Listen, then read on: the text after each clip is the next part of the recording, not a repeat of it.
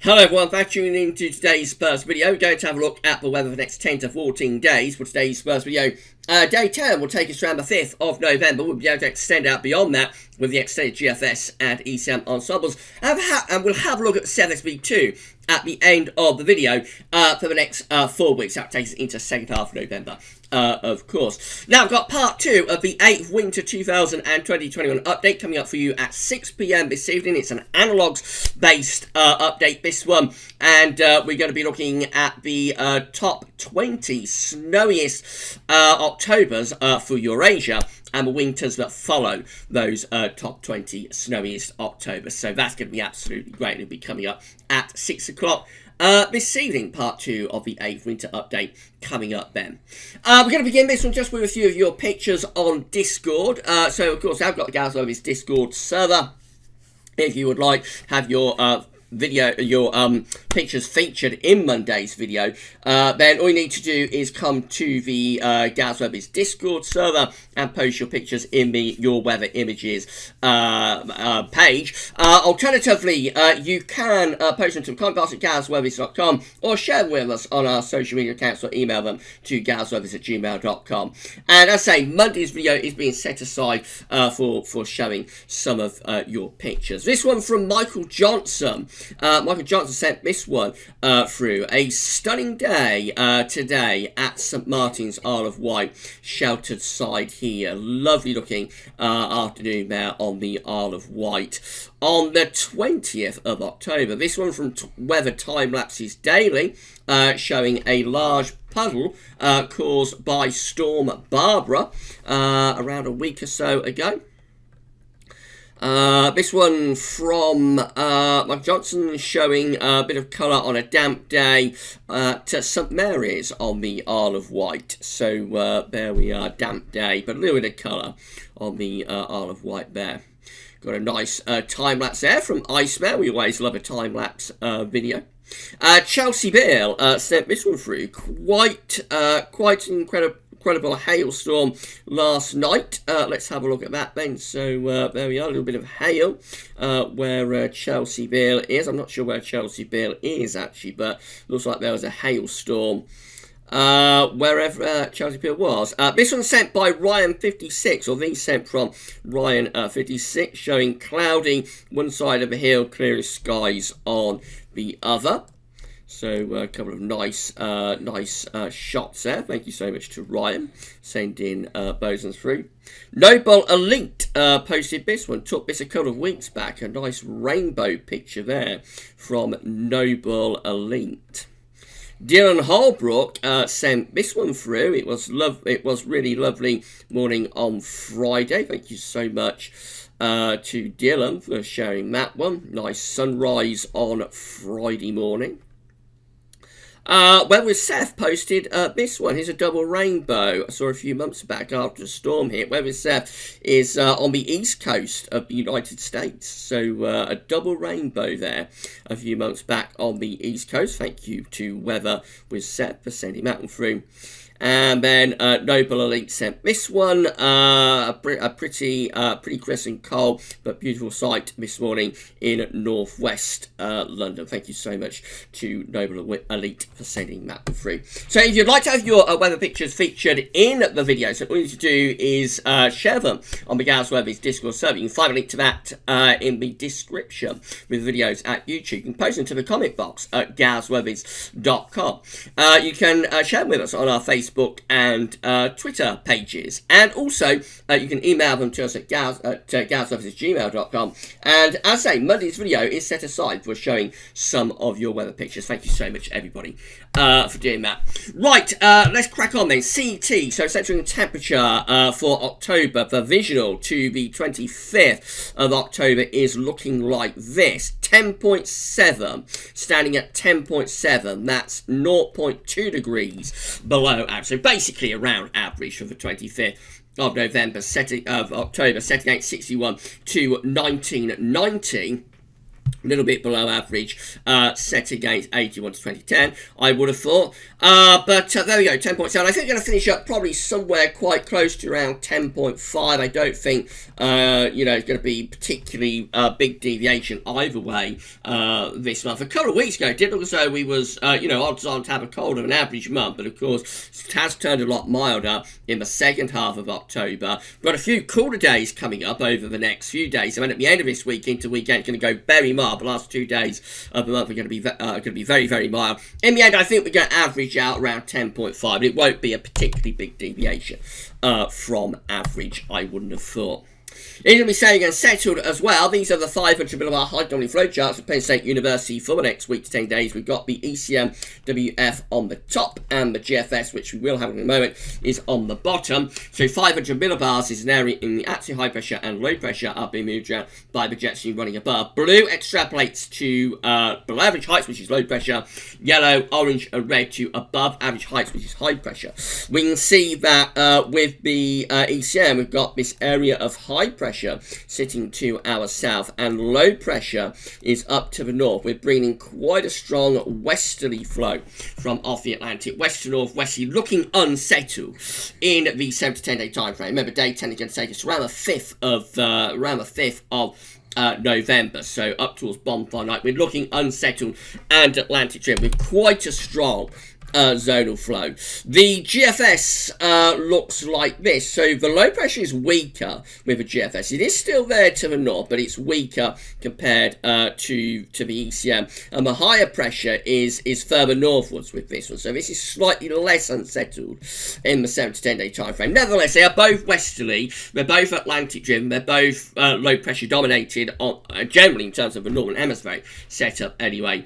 And, just like fluctuations from model to model. But they are still going, both of them are going for quite a strong westerly jet stream. And it's just a case of how strong the ridge is to the south as opposed to the low pressure to the north. But they are both Atlantic driven as we go into the opening days of November. These are the GFS upper air temperature and precipitation ensembles. Great Malvern today. This is a suggested location. If you would like to have your local town or city featured within this part of the video, then you can ask us through the comments at GavsWeatherVids. We're always happy to feature your local town or city within this section of video. So the red line is the 30-year upper air temperature average for Great Malvern. So really we're going to be a little bit below average with the upper air temperatures over the next 2 or 3 days. There's a bit of a tick up just there, but it's very, very brief. Generally up to around Wednesday, temperatures are going to be quite cool. Now you will notice as we go to the end of the week and into the weekend and early next week, we do get quite a big push up in the temperatures. So anytime from around the 30th of October, which is Thursday, I think. No, it's not, it's Friday, to around the 3rd of November, we're looking quite significantly milder than average. So for around 4 or 5 days, we are going to get some very mild weather, and then the temperature drops later on through the first week of November, goes back close to, or possibly even a little bit below average then. But certainly like at the end of the week and over weekend anyway, so the very end of October and the opening couple of days of November are going to be very, very mild. Precipitation wise, we look like there's plenty of rainfall spikes coming up until at least the middle of next week, I think. And then after that, we have got a drying trend beginning to appear from around the 5th onwards. It's also got a bit of a drying trend appearing there. So possibly signs of higher pressure as we're moving into the first half of November. The opening day or so of November, opening day or two, will be very unsettled. And then possibly starting to shift towards higher pressure. Temperature anomalies from the 26th of October to the 3rd of November are going to be above average, a milder than average week coming up for the UK and for most parts of Europe, actually. Nearly all parts of Europe are going to be milder than average in the weekend, and the UK is included in that. Precipitation anomalies from the 26th of October to 3rd of November going to be wetter than average through central and northern regions, possibly a little bit drier than average in the far southeast corner, but generally this is looking like quite a mild and wet week coming up as we have established. This is the latest wind flow map from earthnullschool.net. So let's just have a very quick look at this. So we've got the low pressure weekend is like sitting to the north of Scotland up here.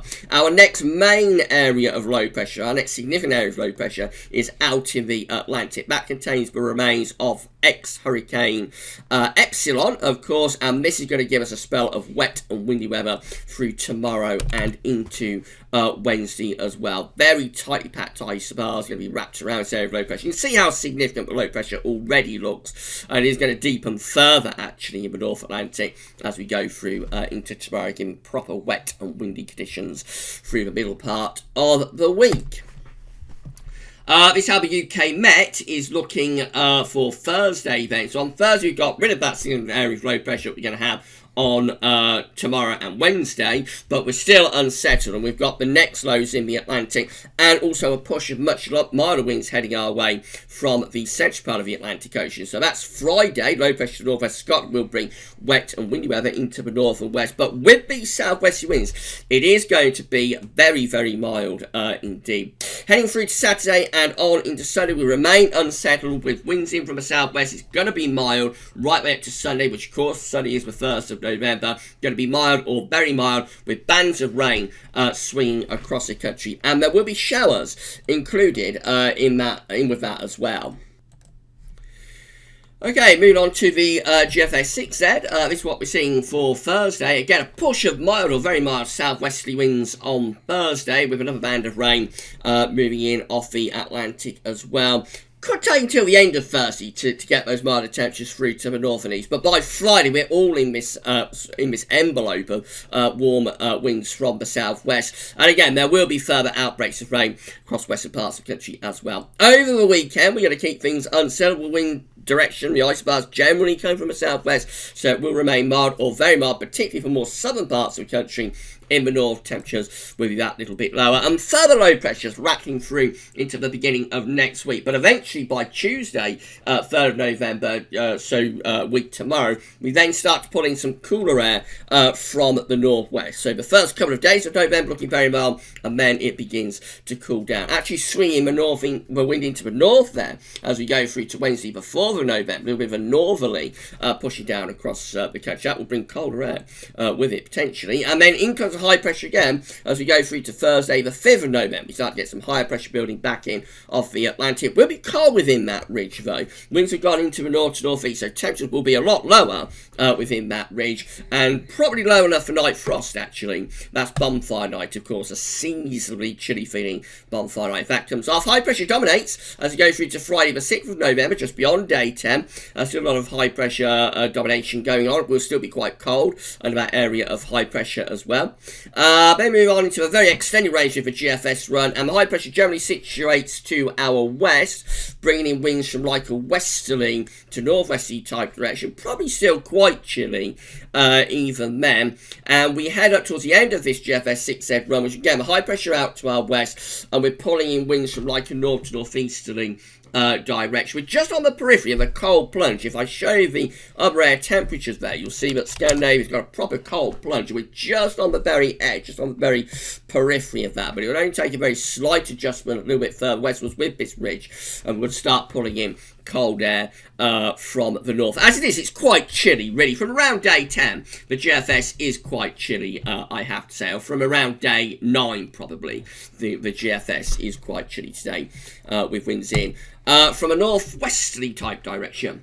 This is how the GEM is looking. So again, we've got mild southwesterly winds on Thursday, setting in on Thursday.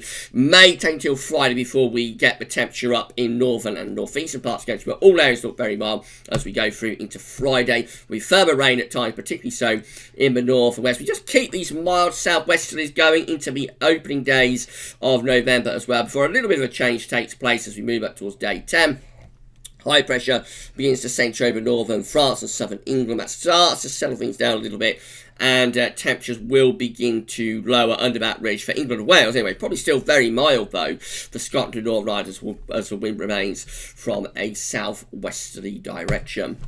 And then we've got the ECMWF looking like this. So again, the southwesterlies are starting to set in on Thursday. into Friday, we are all within mild or very mild southwest winds. That carries on into the weekend as well. There will be further rain at times, particularly so for more northern and western parts of the country. Next low pressure coming through on Monday. What could happen here is that there might be a near stationary front, by the way, that could just keep rain continuously piling in to the northwest in particular, I think. So yeah, if we run through each other, this is Friday, this is Saturday, this is Sunday, I think you can see the idea is there that there could well be like a trailing front through here with ripples running along that front, developing areas of low pressure, enhancing the pulses of rain. So it could be that some places are very, very wet at the end of the week and into the weekend. That would be most likely for northwestern regions like western and southwest Scotland, possibly Northern Ireland, northwest England,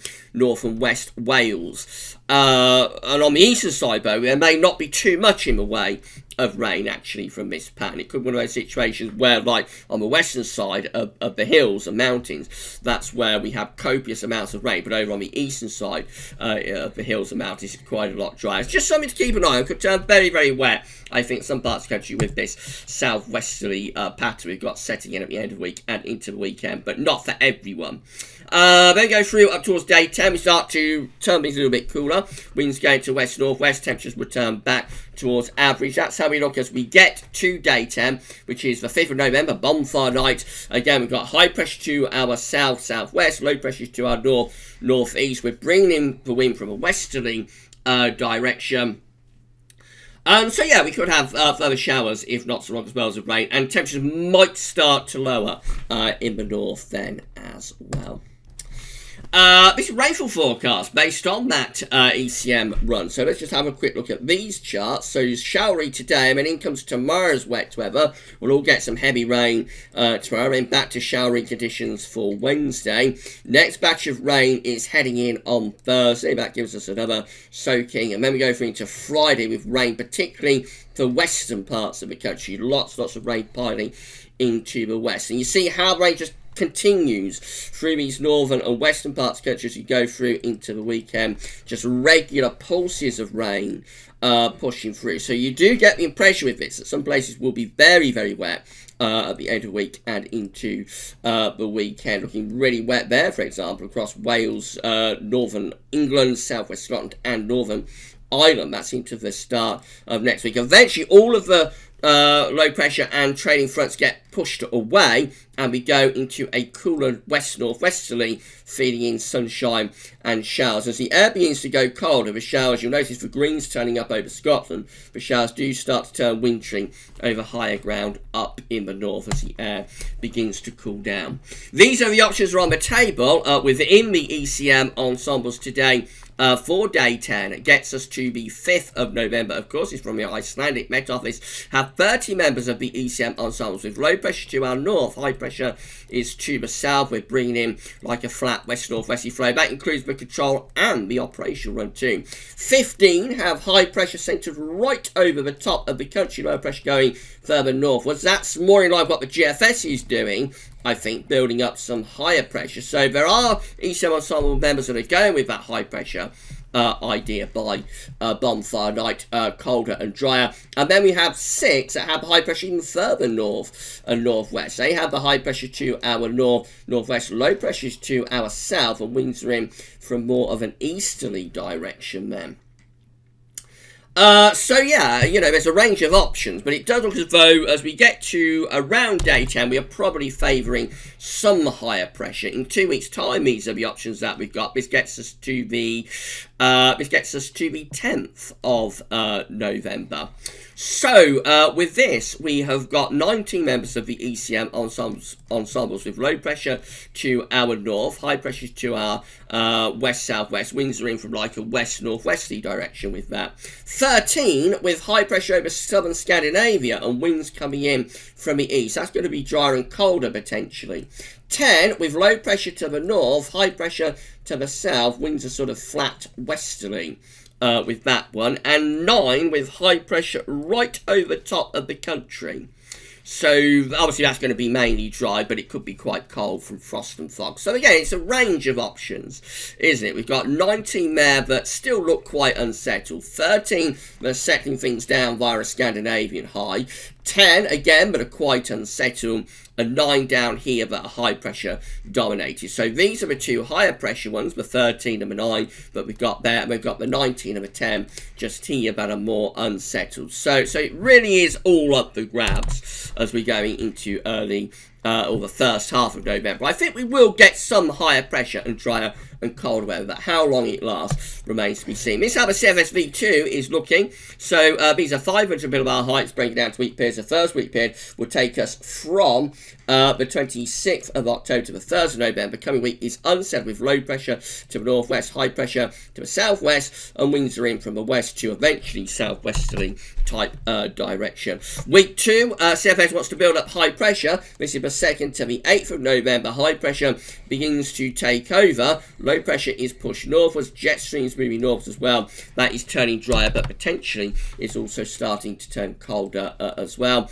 High pressure dominates into week 3. It's the 9th to the 15th of November. High pressure right over top of the country then. Mainly dry, but potentially rather cold. And then week 4 looks like that. It's the 16th to 22nd of November. High pressure then begins to pull out to our west. Low pressure sets both Scandinavia, and winds go into the north. That could be indicating some cold weather into the second half of November with a northerly outbreak perhaps. Temperature anomalies in the week ahead from the 26th of October to 1st of November are warmer than average or milder than average. Week 2 is also rather mild as well, despite high pressure taking over. This is the 2nd to the 8th of November, still quite mild into week 2 also.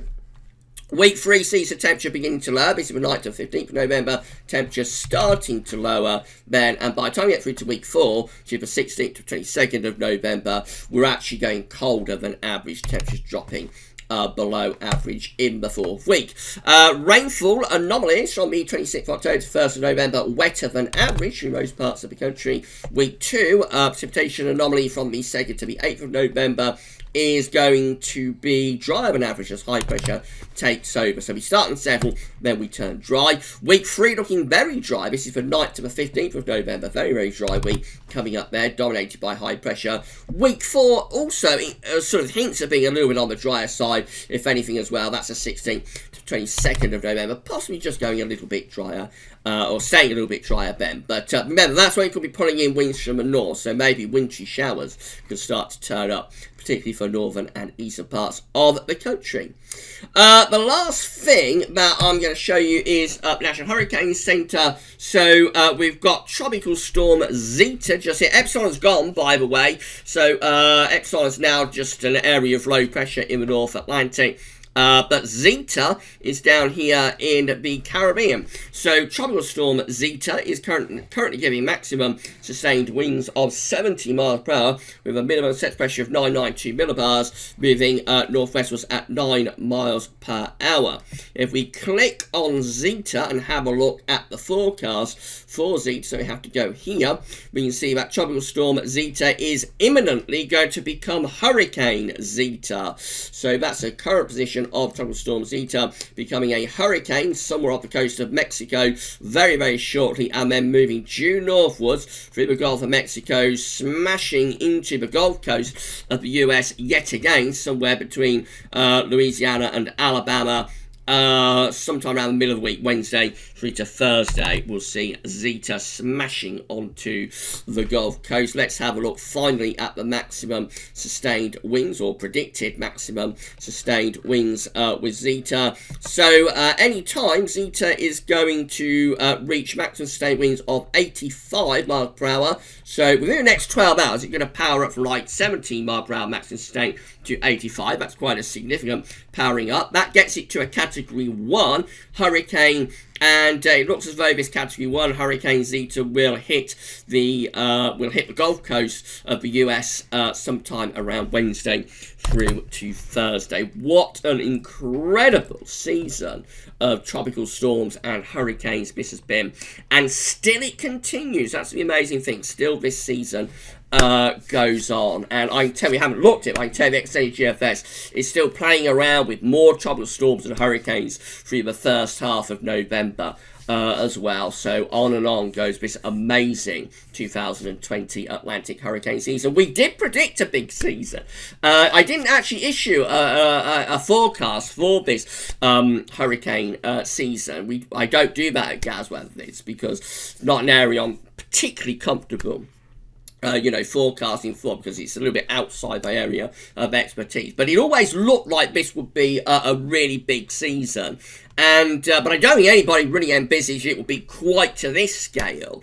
Such a phenomenal season we have had. So yes, we always expected a big season, but I think it's probably taken most people by surprise just how massive this season has been. Anyway, that's it for your video for today, your 10 to 14 day video for today, but not it for the content, because we've got the part 2 of the 8th Winter 2020 update coming up for you at 6 PM this evening. It's analogs based, and this one will be looking at winters following the top 20 snowiest Octobers for Eurasia. Tomorrow we're going to have the ECFDF 30-day look ahead, and we'll have a 10 to 14 day video update coming up for you as well tomorrow. But come back at 6 o'clock for part 2 of the 8th Winter 2020-21 update. That's all for now, and thanks for watching.